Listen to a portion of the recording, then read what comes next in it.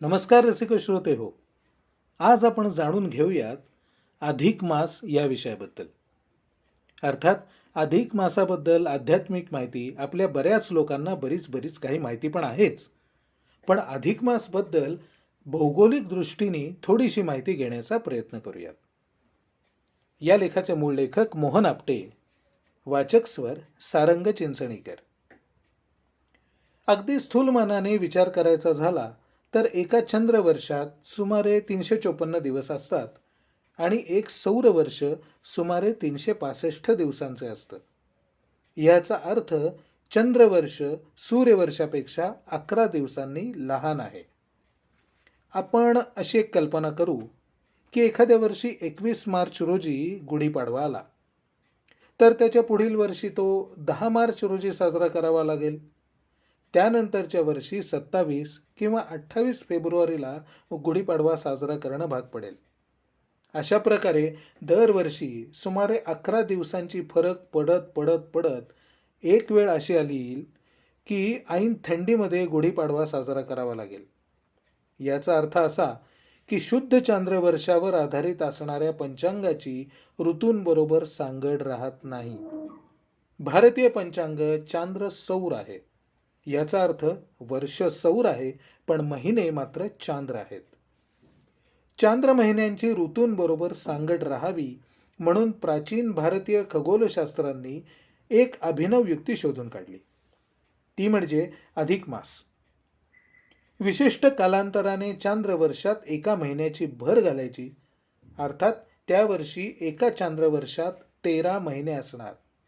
परंतु या युक्तीबरोबर भारतीय पंचांगात क्षयमासाचाही प्रवेश झाला. ऋतूंबरोबर सांगड ठेवण्यासाठी काही प्रदीर्घ कालावधीनंतर चांद्रवर्षातून एक महिना बाद करणे भाग पडले. याला क्षयमास असे म्हणतात. अशा चांद्रवर्षात केवळ 11 महिने असणार हे उघड आहे. पण अगदी महाभारत काळापासून भारतीय पंचांगामध्ये हे अधिक मास आणि क्षयमास यांची परंपरा चालूच आहे. अधिक मास कशाला म्हणतात? अधिक मासाचं भौगोलिक विश्लेषण असं की ज्या चांद्रमासात सूर्याची एकही संक्रांत होत नाही तो अधिक मास होतो. आता ज्यावेळी सौरमास चांद्रमासापेक्षा मोठा असतो त्यावेळी एका सौरमासात 2 अमावस्या होतात. जो चंद्र महिना पहिल्या अमावस्येपासून सुरू होतो तो महिना अधिक म्हणून समजला जातो. दुसऱ्या अमावस्येपासून प्रारंभ होणारा महिना म्हणून स्वीकारला जातो. त्याच्या मागे शुद्ध किंवा निजी असा शब्द जोडला जातो. मात्र दोन्ही महिन्यांची नावे सारखीच असतात. सामान्यतः 2 वर्ष 4 महिने, 2 वर्ष 9 महिने किंवा 2 वर्ष 11 महिने अशा कालावधीनंतर अधिक महिन्याचे आगमन होते.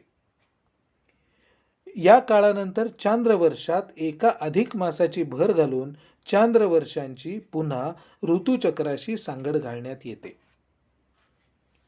साधारणपणे 19 वर्षांच्या एका चक्रात 7 अधिक मास येतात. आता आपण 2026 साली आहोत. ह्यानंतरचे साधारण 3-4 अधिक मास कोणते येतील याचा विचार करू. 2026 म्हणजे आत्ता ज्येष्ठ अधिक, 2029ला चैत्र अधिक, 2031ला भाद्रपद अधिक, 2034ला आषाढ अधिक. साधारणपणे पुढच्या 3 ते 4 वर्षात असे अधिक मास येण्याची शक्यता आहे. धन्यवाद. पुन्हा भेटू अशाच काही माहितीसह.